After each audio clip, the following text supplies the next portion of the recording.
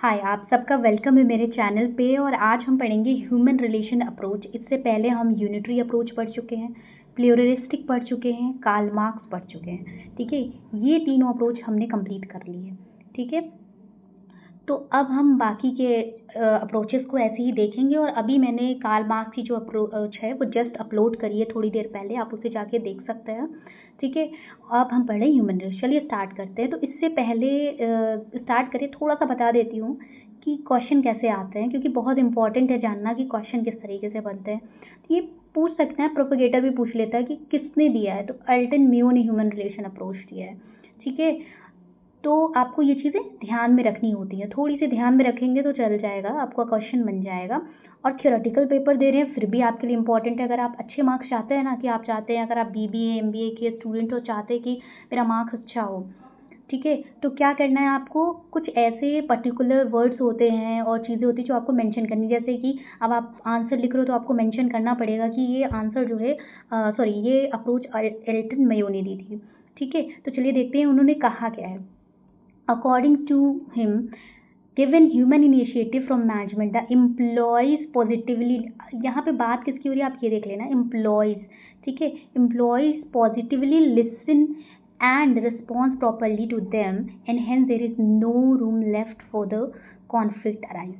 ठीक है, अगर वो उस चीज़ को एम्प्लॉयज़, ये थ्योरी या अप्रोच आप बोल सकते हैं, ये बोल रही है कि अब वो पॉजिटिवली अगर चीज़ों को लिसन सुने समझें तो रिस्पॉन्स दें, तो कोई ऐसा कॉन्फ्लिक्ट के लिए कोई जगह बचती ही नहीं है। ठीक है, they need freedom of speech, they just need freedom of speech. ठीक है, freedom of speech, thought of expression, movement and of control of their over their timings. ठीक है, तो अगर ये स्पेस मिले, अगर एम्प्लॉयज़ की बातें सही से सुनी जाएँ, ठीक है, एम्प्लॉयज़ पॉजिटिवली सुने, तो ऐसा कुछ रह ही नहीं जाता कि कॉन्फ्लिक्ट अराइज ना हो। हालांकि ऐसा नहीं हो सकता है, अगर मैं बोलूँ तो ऐसा आपको भी नहीं लगता होगा कि ऐसा हो सकता है, पॉसिबल नहीं है। ठीक है, जहाँ पे कई तरीके के लोग रहेंगे तो वहाँ पे तो कई सोच होगी, डिफरेंट डिफरेंट सबका अपना थिंकिंग प्रोसेस होता है, अपनी चीज़ें होती हैं। ठीक है, किसी को 10 आवर की शिफ्ट सही लगती है, किसी को वही 10 आवर की शिफ्ट सही नहीं लगती है।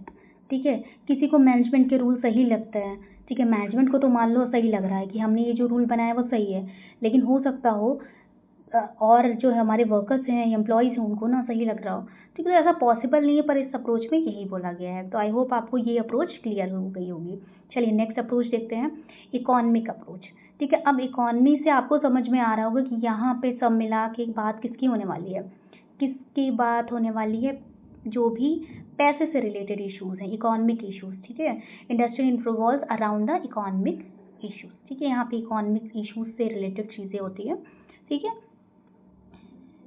From the starting trade union are formed, ठीक है, by the worker generally for the protection and promotion of the economic interest of the members in the form of higher wages and monetary gains। किस लिए बनी ही है trade union, form ही किस लिए हुई है, किस लिए फॉर्म हुई है, ताकि जो प्रोटेक्ट कर सकें, ठीक है, प्रमोशन को, द इकोनॉमिक इंटरेस्ट मेंबर्स के in the form of higher wages या मॉनेटरी गेन्स।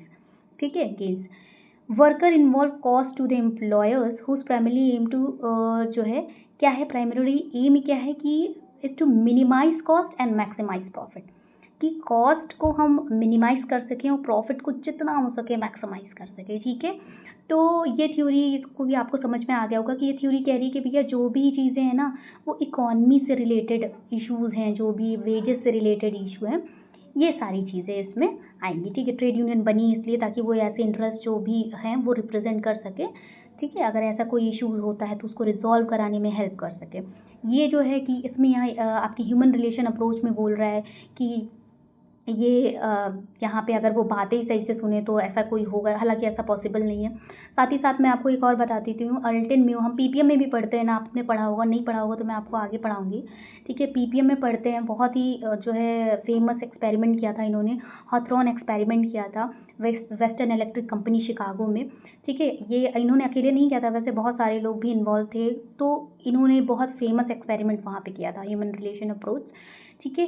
तो आई होप आपको ये 2 अप्रोचेस समझ में आ गई होंगी। आगे भी हम ये और अप्रोचेस को कवर करेंगे। कुछ अप्रोचेस अभी इंडस्ट्रियल रिलेशन में रहते हैं, हम उन्हें भी कवर कर लेंगे। और अभी मैंने जस्ट कुछ समय पहले ही कार्ल मार्क्स की थ्योरी अपलोड करी है अप्रोच, आप उसे भी जाके चेक कर लेना। आप इसे भी अच्छे से पढ़ लेना, क्योंकि ये एग्ज़ाम में अगर थोड़ा सा मैं टाइम लूँगी।